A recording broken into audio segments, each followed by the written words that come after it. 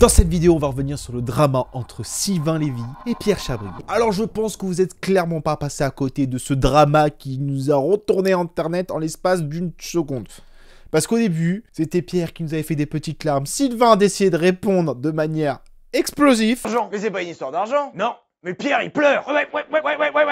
Je vous avoue que ce drama nous a mis en place toutes les cartes qu'il faut qu'on analyse tout ça. J'espère que vous êtes prêts. On va analyser Villebroquin.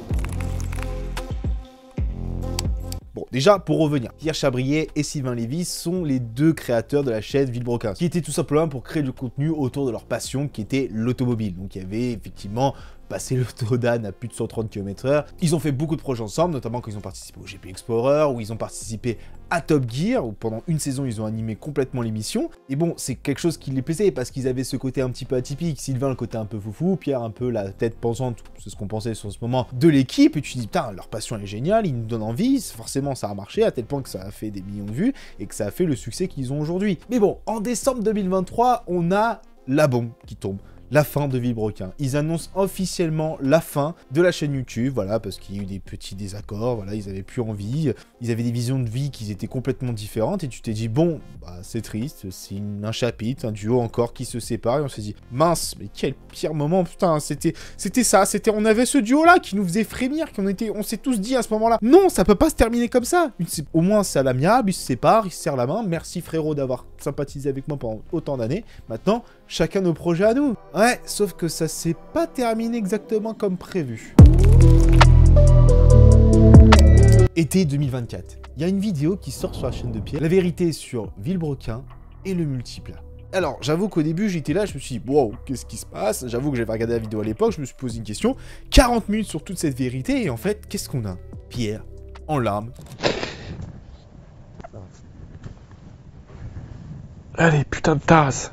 Que Villebroquin a été reparti en cacahuète depuis des années, mais on a quand même pas mal d'éléments. La fin de son couple, les larmes, le fait qu'il s'est fait arnaquer plusieurs milliers, c'était comme une sorte de doigt d'honneur au fait que, bah voilà, il n'a pas pu récupérer le multiplat parce que Sylvain a absolument voulu récupérer tout pour lui. En fait, on arrive à un summum où on se dit que Sylvain, en fait, c'est le plus sournois du duo. Qu'en fait, il a bloqué le projet multiplat, qu'il y a beaucoup d'argent qui ont disparu parce que Sylvain, voilà, il a escroqué Pierre depuis des années. Cette vidéo, enfin, en fait, ça suscite de vives réactions parce que d'un coup, tu dis, mais en fait, depuis le départ, nous, on avait un duo, mais en fait, au côté obscur, dès qu'il fallait parler un petit peu d'argent, que le duo était mis au porte-à-faux, etc., on s'est dit, ah ouais, en fait, c'est chaud. Tu te dis les larmes de Pierre, la fin de son couple, la fin de Villebroquin, les garants. On a juste une réponse de Sylvain qui est dans un post Instagram où il dit qu'il va pas s'exprimer, et voilà. Et on se dit, pourquoi il réagit pas? Il y a 40 minutes de vidéo qui dénonce comme quoi c'est le pire des enfoirés, et il va répondre que comme ça?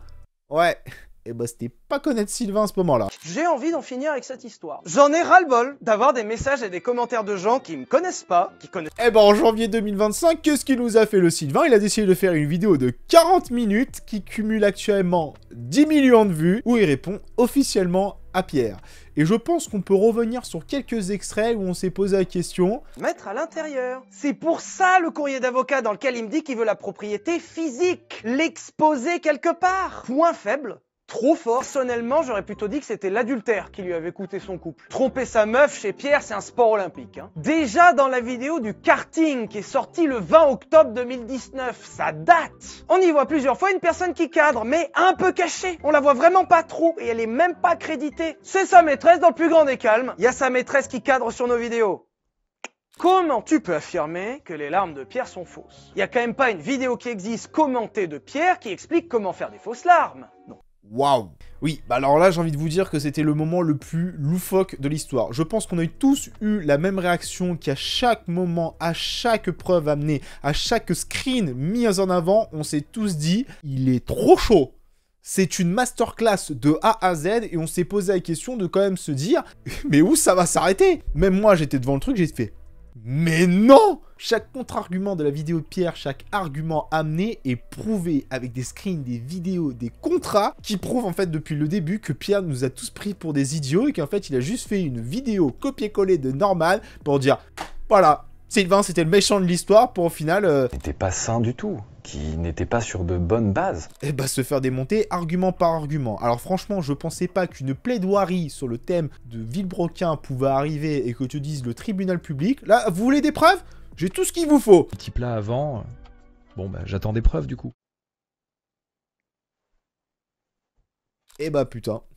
Alors, on peut revenir sur quelques arguments, parce que franchement, il y a certains qui étaient monstrueux. Alors, déjà, on va revenir déjà sur l'histoire du chèque, du multiplier, etc. Bon, apparemment, Pierre aurait 2 chèques de banque sur son bureau, qui refuserait de passer, parce que voilà, histoire non, c'est comme ça. La fin de Villebrequin, soi-disant, il a perdu son couple. J'ai donné mes tripes. J'ai perdu mon couple à cause de cette aventure. Personnellement, j'aurais plutôt dit que c'était l'adultère qui lui avait coûté son couple. Tromper sa meuf chez Pierre, c'est un sport olympique. Hein. On va parler d'infidélité hein, plutôt que d'adultère, parce que j'étais pas marié. L'adultère, ah oui, effectivement, c'est vrai que je crois que tromper, c'est pas un truc qui fait sécuriser un couple. Hein. Je suis quand même d'accord avec Sylvain là-dessus. C'est pas le truc qui sécurise le max ton couple. Hein. Parce que je crois, sauf si elle est au courant, que c'est pas ouf sur le papier. Mais bon, après... J'avoue que quand il nous a dit, bah c'est au Pucam des trucs, c'est ses cadreuses qui sont ses maîtresses. À un tournage, elle a découvert qu'elle se faisait tromper. Ouais, alors là, j'avoue qu'on est en train de sortir plein de trucs. Hein. Mais bon, on continue, que les larmes de Pierre sont fausses. Dernier sujet à débunk. Le plus gros mensonge de la vidéo de Pierre. Les fausses larmes. Les larmes dans la vidéo de Pierre sont fausses. Et je peux le prouver. L'extrait où il nous montre que Pierre, en fait, depuis le départ, il nous prend pour des idiots. Waouh! Même à tel point que ses larmes sont fausses, parce qu'il a fait même une vidéo où il explique comment faire. Vous êtes des génies! Et là, tu t'es dit, mais ça peut pas aller plus loin. Là, il vient de sortir la masterclass qui a fait que Pierre, je pense qu'on n'a jamais vu une montée aussi fulgurante à la fin de cette vidéo de Sylvain. Il suffit de regarder son nombre d'abonnés, il a pris pas loin de 500 000 abonnés. Et Pierre a perdu comme 100 000 abonnés. Donc un peu plus peut-être quand je vais continuer cette vidéo. Mais bon, apparemment déjà à l'heure qu'il est, il a perdu quand même une bonne partie de ses abonnés. Mais bon, avec tout ça, Sylvain, il a fait sa vidéo. Et Pierre a décidé de répondre en live. En live à ce moment-là. Le lendemain... Attends, tu viens de te manger un missile monumental et tu te dis, je vais répondre le lendemain en live. Sans préparer. Je suis pas sûr de la manœuvre d'évitement là quand même. Hein. Mais bon, j'ai décidé quand même de regarder, d'analyser ce live de 1 heure et d'analyser les contre-arguments, des trucs comme ça. Alors, premier argument, les fameux chèques. Alors, effectivement, on les voit bien, les chèques de banque qui sont posés là. Bon, on n'a pas eu plus de preuves que ça. Le truc du multiplia, la facture, bon... Suffit de regarder un petit peu sur Twitter avec les agents secrets qu'on a trouvés, parce qu'apparemment ce serait pas la bonne facture, ce serait pas le bon truc. Argument pas très recevable, mon petit Pierre. Après, les fameux problèmes avec les avocats, les virements, etc. avec le LCL. Comme quoi, il faut pas s'attaquer aux avocats de LCL, tu m'étonnes. Faut avoir sacrément confiance en soi hein, pour attaquer une banque. Faut y aller, let's go. Eh ben bon courage. Hein je voudrais, parce que mes avocats, à la limite, c'est mes avocats. Les avocats du LCL. Ah, ils vont être moins marrants, ceux-là. Tu t'attaques pas trop aux avocats d'une banque. Généralement, c'est ceux qui ont beaucoup d'argent et qui ont des avocats chauds patates. Et j'ai envie de te dire que si t'as envie d'en faire chier un, c'est pas la bonne idée du siècle. Mais bon, 2 minutes après, il nous dit quand même qu'il va quand même le faire. Absolument pas d'intérêt au LCL. Pour vous dire même, je pense objectivement porter plainte, puisque... Bah écoute, il y en a qui ont de l'audace. Faut croire. On va parler d'infidélité hein, plutôt que d'adultère, parce que j'étais pas marié. Ah, l'argumentaire. L'argumentaire de l'adultère. Ah, il me fait plaisir celui-là. Parce que... On va quand même essayer de remettre aussi les bons mots, encore une fois, hein, parce que l'objectif a été d'utiliser des mots choc, maîtresse, adultère. C'est pas un adultère, c'est de l'infidélité. Si je tape. Fait d'avoir volontairement des rapports avec une personne autre que son conjoint. Conjoint, personne qui vit en couple avec une autre. Il n'y a pas de mariage dans cette histoire. Non, donc c'était bon le terme. C'était juste qu'il a pas voulu dire, bah il a trompé. Mais bon, il a dit, j'assume, je suis pas fier. Même si on joue sur les mots là-dessus quand même, Pierre, faut arrêter les conneries. Hein, parce que me dire, c'est pas un adultère, Internet l'a dit que c'était la définition bonne. Voilà.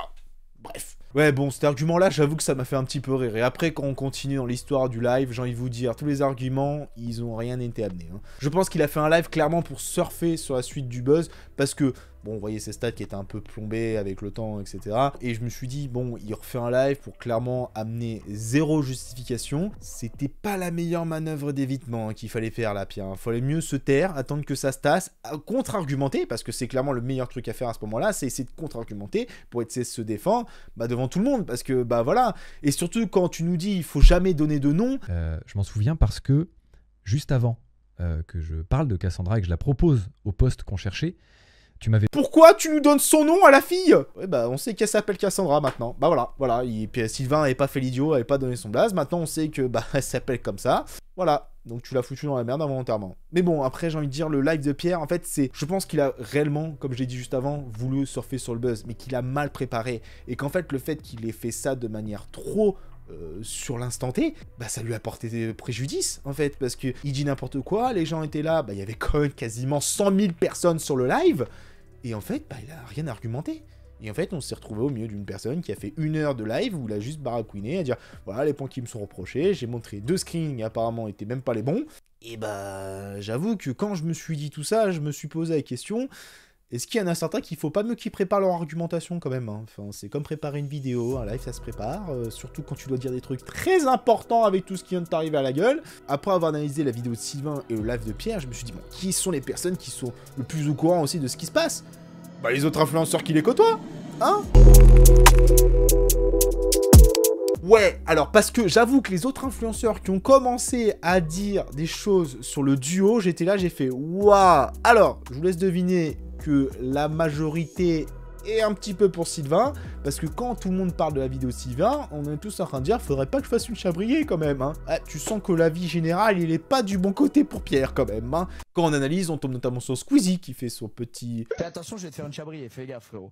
Un peu de menthe, je sais pas quoi là, et... Son petit piqué à Pierre, il y a Gotaga, Étoile, tout le monde. En fait, quand tu regardes, tout le YouTube Game français en a parlé et tout le monde a donné son avis, à tel point que je pense que Pierre va falloir trouver une bonne raison de bien s'expliquer, parce que là, ça commence à être chaud. Pas ça le plus drôle dans tout ça, c'est que, ok, les influenceurs, ils en ont fait des critiques, des analyses, des trucs comme ça, comme moi, je suis en train de faire, mais le plus drôle dans cette histoire, c'est votre avis. Parce que tout le monde, au début, on était là, on comprend pas ce qui se passe, les montées d'abonnés de Sylvain et la perte de Pierre, et tu te dis, mais le meilleur moment, c'est les commentaires dans cette vidéo. Et franchement, quoi de mieux pour résumer que ça? Désormais dans l'histoire des 3 petits cochons, Cochon le loup fera appel à Sylvain pour démonter la maison en pierre. Ah, ça va être moins marrant cela. Je suis chef de chantier depuis 20 ans et je n'ai jamais vu une démolition contrôlée aussi bien exécutée. Modification dans les livres d'histoire, fin de l'âge de pierre, 28 mansions. Même Oppenheimer est choqué d'un tel pouvoir de destruction. Bonjour, je suis opticien, je n'ai jamais vu une telle correction. Coucou d'Italie, l'onde de choc a été tellement forte que la tour de Pise s'est redressée. Bonjour, je suis guide de haute montagne depuis Munich, Sun 136. Je peux vous assurer que je n'ai jamais vu une telle chute de pierre. Je suis horloger en Suisse et je n'ai jamais vu quelqu'un remettre aussi bien les pendules à l'heure. Le niveau de démontage est tel que même Ikea a demandé le tuto. Bonjour, je suis Frédéric de Carglass et je n'ai jamais vu un impact aussi grand. On vient de me dire que l'avocat de Pierre vient de prendre un avocat. Je suis sûr que Fiat n'aurait jamais imaginé que 2 personnes se battraient pour un multiple. Pierre Chabrier serait parfait pour incarner le comte de Monte Cristo. À partir du moment où il a montré les papiers de l'avocat, Pierre était mort, le papier bat toujours la pierre. Ça n'existe pas, voilà, tout simplement. Ouais. Alors franchement, j'ai jamais vu des gens avec autant d'inspiration. J'avoue que les commentaires de la vidéo de Sylvain, j'ai jamais autant rigolé de toute ma vie. J'avoue que entre l'avis des influenceurs et votre avis, bah franchement, ça a été le meilleur divertissement de 2025 à l'heure qu'il est. Alors qu'on a commencé depuis même pas un mois. Et bah faut croire qu'il y en a qui sont beaucoup plus inspirés qu'on l'aurait pensé, hein. On a analysé la vidéo de Pierre, la vidéo de Sylvain, le live de Pierre, la réaction de tous les abonnés qui avaient mis leur grain de sel, les influenceurs aussi, et on se pose une question, en fait, pourquoi ça allait aussi loin? Effectivement, tu te dis, bon, Pierre, il a joué la mauvais truc, à la base, Villebrequin, ça aurait dû juste se terminer à la dernière vidéo de leur chaîne, et basta. Mais en fait, on comprend que c'est encore beaucoup plus sombre que ça. D'après les dires de Sylvain, en fait, tu te rends compte que Pierre était devenu mesquin, méchant, qui était avide d'argent, et qu'en fait, on se rend compte que les gens, sous prétexte d'être un duo, peuvent se permettre tout et n'importe quoi. Et c'est là où vous vous rendez compte que, bah, faut jamais se fier aux apparences. C'est que sur les réseaux sociaux, beaucoup de créateurs vous montrent une image de personnes bienveillantes, sympas, etc. Et que l'envers du décor, des fois, est beaucoup plus sombre que ça. Je pourrais vous énumérer un milliard d'histoires de duos qui se sont séparés. Juste pour citer, par exemple, de dramas de duo, on pourrait sortir Caroline et Safia qui se sont embrouillés, ont fait des dramas, des stories interposées il y a quelques années. Squeezie et Cyprien, le chef otaku et son petit frère. Bref, il y a tellement de duos qui se sont embrouillés à travers les années qu'on se rend même plus compte de l'impact. C'est qu'en fait, quand ça devient public, par exemple, bon, l'avantage c'est que Cyprien et Squeezie, c'était vite coupé court. Voilà, Cyprien a dit, Squeezie, bon, on se parle plus, c'est réglé. Caroline Safia, ça a été mis par story interposée. Bref, le chef otaku, pareil. Bon, au bout d'un moment, faut donner des choses aussi, c'est que quand ça doit rester privé, ça doit rester privé. C'est du business, on sait. Quand les gens ont aussi besoin de vérité et de comprendre pourquoi vous êtes plus deux, les gars, bon, peut-être donner une justificative une fois, ensemble, de dire voilà, basta, c'est fini, point, on se parle plus. Et en fait, après tout ça, je me pose la question de que forcément Sylvain il va connaître un succès qui est assez plus gros que Pierre, parce que voilà, vous avez vu la vidéo, 10 millions de vues, 500 000 abonnés de prix, tu te doutes bien que là, bon, pour Sylvain, ça va bien se passer. Pierre, on va se poser la question, qu'est-ce qui se passe? Enfin, est-ce que c'est bien ce qui s'est passé? Est-ce que c'est mal pour lui? J'ai envie de dire, en fait, dès le départ, ça aurait dû rester en privé. Alors Pierre, effectivement, a très mal joué son coup, hein. J'en ai parlé dans cette vidéo, il a très mal joué son coup, la vidéo, les pleurs, les larmes, Sylvain a tout déboîté de A à Z, le live le lendemain qui a clairement pas aidé en sa faveur. Là, c'est clairement, on donne le bâton pour se faire battre.